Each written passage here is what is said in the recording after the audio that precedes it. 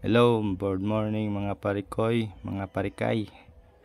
Meron tayong i-share ngayon yung bagong security ng GCash. Ano ba yung bagong security nila? Bawal ka nang mag-open kung nakalagin na yung GCash account mo sa isang phone. Dapat isang phone, isang GCash account lang. Hindi mo siya ma-share sa ibang phone. Unlike dati na pwede kang mag-register sa ibang phone at mag-register ka naman sa original phone mo. So sa bagong features ni GCash, dapat one phone, one GCash number lang. Pwede mo rin siyang i-transfer pero dapat i-log out mo na yung yung GCash account mo sa naka-register na phone. So ano ba ang problema dito? Kasi meron tong problema eh. For example, masisira yung phone mo, paano mo marirecover yung GCash mo? Siyempre, pupunta ka sa GCash store o GCash na legit, gaya ng Globe, meron silang GCash dyan. Pupunta ka doon, mag-apply ka, o di kaya magme-message ka sa GCash main. So para sa atin hassle na yon.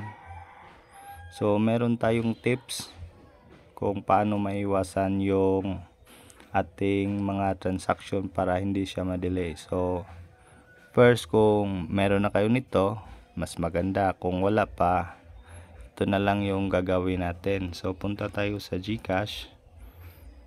Open muna ako. Yan.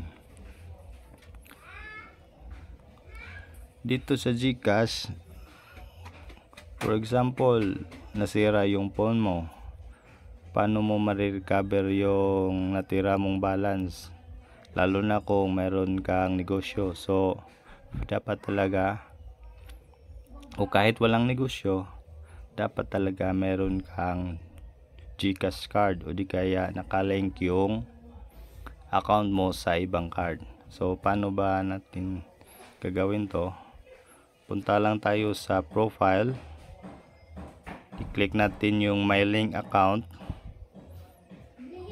So i-click natin yung GCash card, tapos sa GCash card meron tayong makikitang order a card. I-click lang natin yon at i-click natin yung send me a card. Dito makikita natin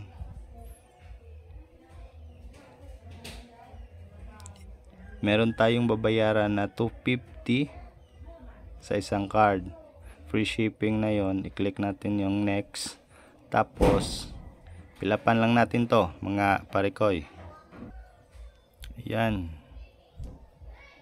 mga parikoy, pay 250 na lang tayo. Tapos ko na po yung mag-fill up.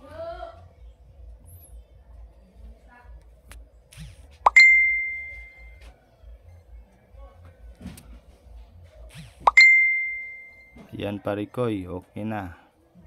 Deliver na yung card natin 4 to 6 days. So maghintay na lang tayo parikoy.